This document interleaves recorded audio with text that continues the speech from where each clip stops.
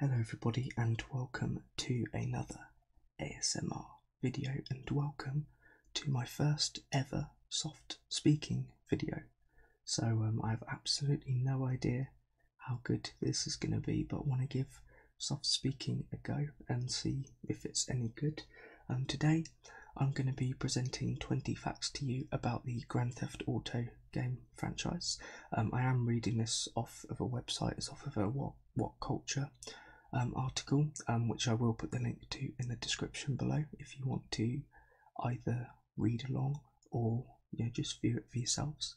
But I will be reading that and just presenting 20 facts to you about the GTA franchise. Obviously Grand Theft Auto, specifically Grand Theft Auto 5, is one of my favourite games of all time, as it is for a lot of people. So yeah, this should be a pretty great read, and I hope you're going to enjoy the video. So without any further ado, let's get on with it. Okay, so number 20, it's possible to beat Vice City in 57 minutes. Though the involved, sprawling nature of GTA might not suggest it, there's a large community of gamers committed to speedrunning these games, intent on finishing them in the quickest time possible. While the world record for GTA 4 and GTA 5 of 5 hours 37 minutes and 7 hours 25 minutes respectively, the 3D universe games have been clocked at some mind-bogglingly fast paces. GTA 3, for instance, has been beaten in just 71 minutes, but the most impressive record is held by player Phil_Madge_Raz, who managed to beat Vice City in just 57 minutes and 29 seconds. Watching the run is like observing any master of their craft at the top of their game. The player exploits glitches to finish missions quicker and appears to know pretty much every nook and cranny which could possibly get them through the game as fast as possible. It's stunning to watch, and certainly one of the most impressive speedruns of any major video game out there. That is really, really impressive. Number 19. GTA 5 features over 1,000 uses of the F word and the C word. The GTA series is, of course, not at all averse to foul language, as is employed to represent the nature of the various gangsters you both meet and play as throughout the games. It would be dishonest if GTA were any other way, and the latest core game, GTA 5, took this to its biggest extreme yet by employing an insane 1,000 plus uses of the words and. Factor in lesser swear words and the countless racial epithets used by Lamar and Franklin, and the sky is pretty much the limit with this one. Want to see the glorious tirade of profanity to yourself? Check out this 12-minute GTA 5 swear montage. Obviously I haven't got the GTA 5 swear montage. By the way, I will put the link to the article in the description below if you want to either read along with me or just read it for yourself. Number 18. There are only 2 child characters in the entire series. One of the most conspicuous absences in the GTA series is the lack of children. You won't see any as you embark on a killing spree around Liberty City or Los Santos, even though they're a natural part of life in any city. Though the beta version of GTA 3 did indeed include children, they were eventually removed, considering the immense controversy which would have emerged had they been included, with right-wing media outlets no doubt denouncing it as a child-killing simulator. As such, kids have also been kept out of the GTA story for the most part, with 2 minor exceptions. The first character is Mary Beth Williams, a baby in Vice City stories ends up with both her parents killed. And secondly, there's GTA 4's Jill von Krastenberg, a 13-year-old Paris Hilton-like heiress whose sexual escapades are no doubt a satire of how children in the media spotlight grow up too fast. Aside from them, kids are kept at arm's length from the very adult shenanigans taking place in these games. Number 17. Franklin was supposed to die in GTA 5 and be replaced by Lamar. Once GTA 5 was released, it didn't take hackers long to dig into the game's code and uncover a number of features which were removed from the final product. One such revelation was that in the original final mission, if the player picked the canon ending C, Death Wish, Franklin was supposed to die. causing his place on the character wheel to be filled by Lamar for the remainder of the player's time with the game. This was of course scrapped, but a significant amount of unused dialogue and animations for Lamar remain within the game code. As happy as everyone is that Franklin survived the game's true ending, it also would have been pretty awesome to make one of GTA's most entertaining supporting characters playable. Even though it was binned, it's a shame Rockstar haven't introduced some DLC that makes use of the assets they created. I for one am pretty glad that didn't happen. Number 16. Nico is based on the henchman from behind enemy lines. The GTA series has always drawn extensively from the world of film and general pop culture. Just look at how Vice City was essentially one long, or not so long if you're speedrunning it, homage to Brian De Palma's Scarface. If you thought GTA 4's protagonist Nico Bellic was entirely an original creation, however, think again, because Nico was in fact influenced by Vladimir Mashkov's henchman character, Sasha, from the 2001 Owen Wilson starring action flick Behind Enemy Lines. So prominent was the influence that Mashkov was even offered to voice Nico, but turned it down because at the time he didn't take GTA seriously. Either way, this little tidbit is pretty much the only reason anyone will remember that thoroughly mediocre film. Number 15. Every core game since GTA 3 has been delayed. The period between a new GTA game being announced and it actually being released is anxiety-inducing for any fan of the series, largely because Rockstar don't exactly have a stellar reputation for setting a release date and sticking to it. Ever since GTA 3, every single one of the 5 core games has been delayed from its original date. GTA 3 was held back for 3 weeks to make several post-9/11 content changes. Vice City was held back by a week to ensure that enough copies were available to meet demand. San Andreas was delayed by a week for unspecified reasons. GTA 4 was delayed all the way from October 2007 to April 2008 to polish the game. And GTA 5 was knocked back from Quarter 2 in 2013 to September of that year for similar reasons. In total, that's approximately a year's worth of delays for the last 5 core games, and though the final results have clearly spoken for themselves, perhaps by now Rockstar should know not to announce their release dates too early and wait until they're 2 or 3 months from the finish line before actually dropping a strict date. Number 14. The series has sold 195 million copies to date. By the end of 2014, GTA 5 had sold 45 million units, bringing the series total to an insane 195 million copies. To give it some perspective, that's more units sold than Call of Duty, The Sims, Sonic the Hedgehog, Tetris, Final Fantasy, and FIFA. In fact, it's a record topped only by 3 other video game franchises: Mario, Pokemon, and the Wii brand of physical simulation games. As Rockstar have proven consistently, while they may not release as many games as most of those aforementioned series, every time they go up to bat, they're a sales juggernaut because they've so closely nurtured the integrity and quality of each game. If anything, this is proof enough that the delays are ultimately worth it. Number 13. Each protagonist in Grand Theft Auto 5 represents a different type of GTA player. An interesting observation about GTA 5's 3 protagonists is that each essentially represents a certain class of player. Michael is the retired veteran brought back into the fold, much like somebody who's been playing the series for years and is pulled back in after years of putting GTA 4 down. Franklin is the ambitious upstart who wants to amass as much wealth as possible, a player operating within the system who completes missions, makes money, and so on. And Trevor is the unstable maniac who likes causing as much pain and property damage as possible. More casual players who don't necessarily play the story but just like blowing stuff up. This must have been an intentional move on Rockstar's part, and it's smart as it gives each type of GTA player a character to relate to, ensuring that no type of gamer gets lost in the shuffle. Number 12.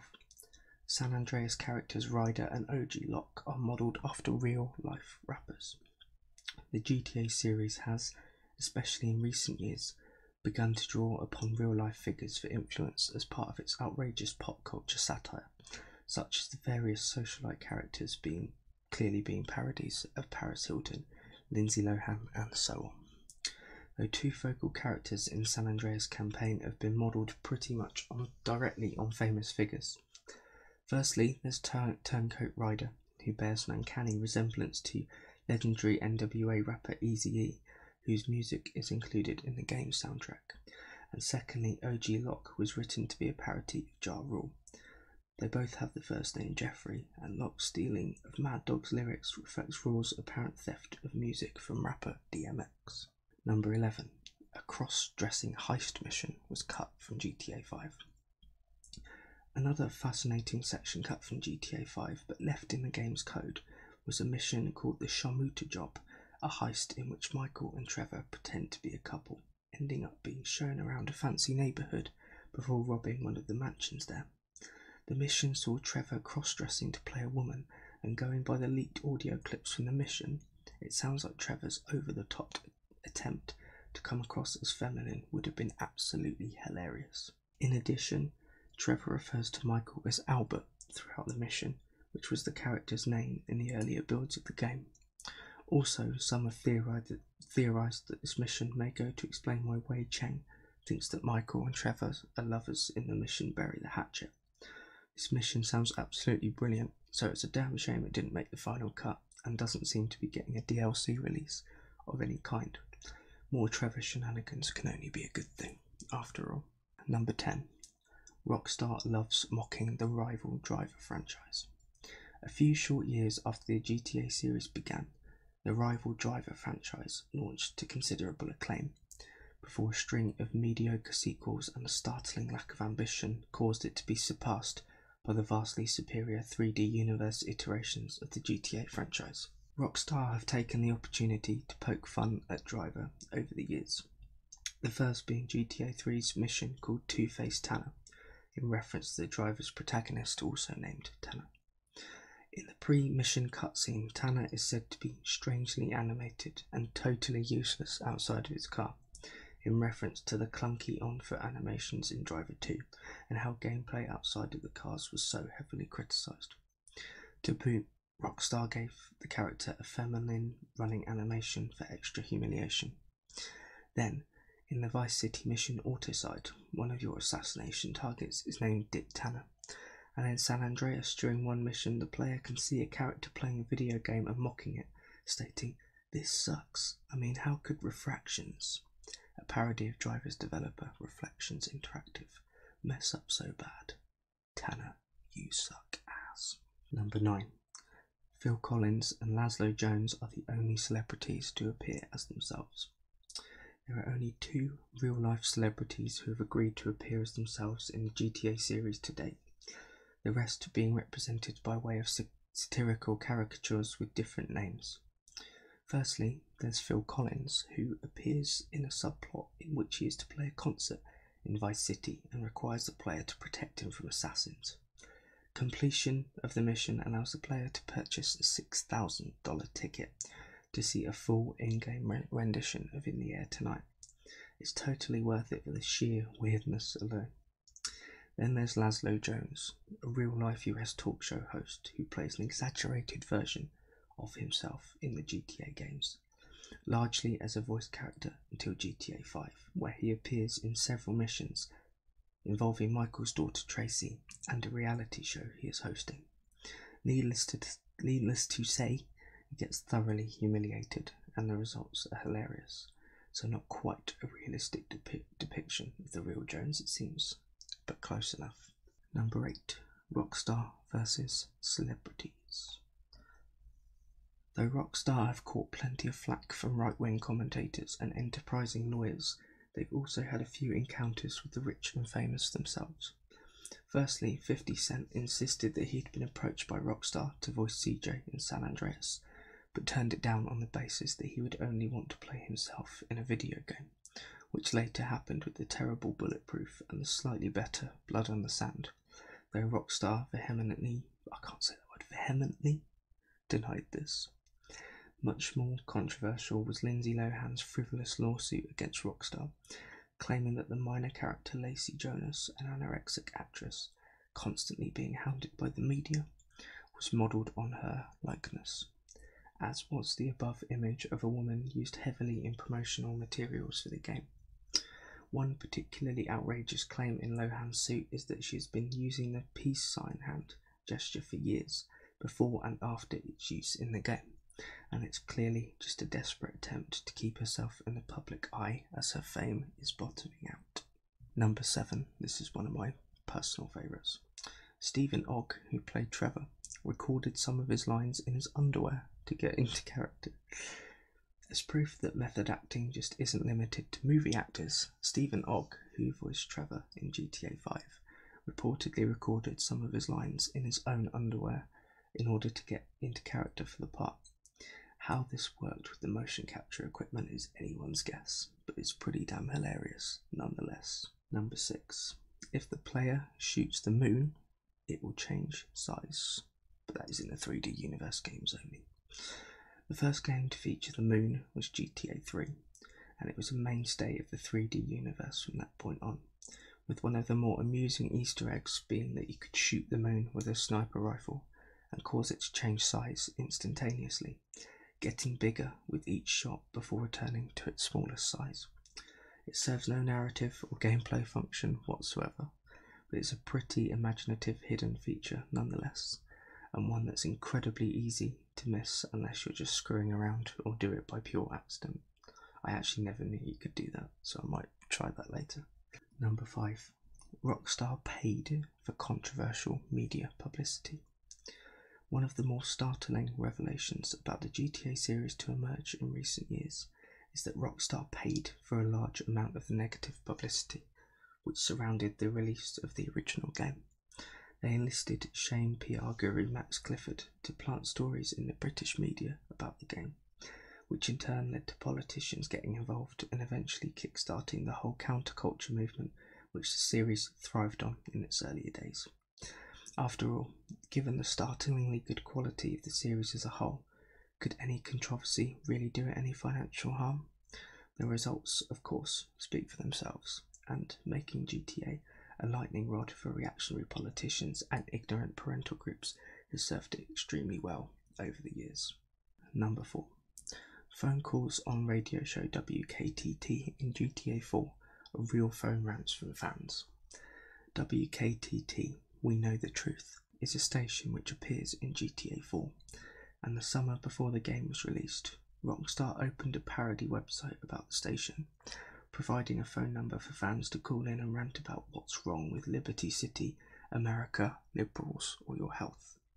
Some of the funnier calls were actually featured in the final game as part of the Richard Bastian Show, a parody of right-wing talk show hosts hosted by Richard Bastian and now unvoiced by the now famous Horrible Bosses star Jason Sudeikis.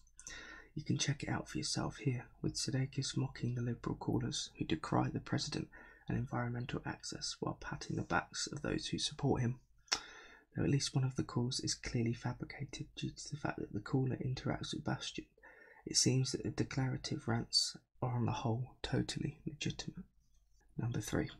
Ned Luke, who played Michael in GTA 5, is the only known video game voice actor to gain weight for a role. One of the more interesting facts about GTA 5's performance capture process is that Ned Luke, who voiced Michael, actually gained a whole 25 pounds of weight to play the character in order to give a more distinct impression of an over-the-hill guy who hasn't been particularly active over the last few years.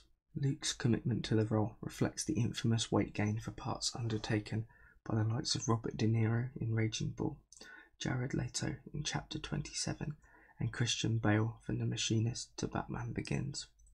In the pursuit of great art, though it appears to be the first time that a video game voice actor has ever taken such drastic steps to convey such physicality, with performance capture becoming increasingly popular in the creation of cinematic cutscenes.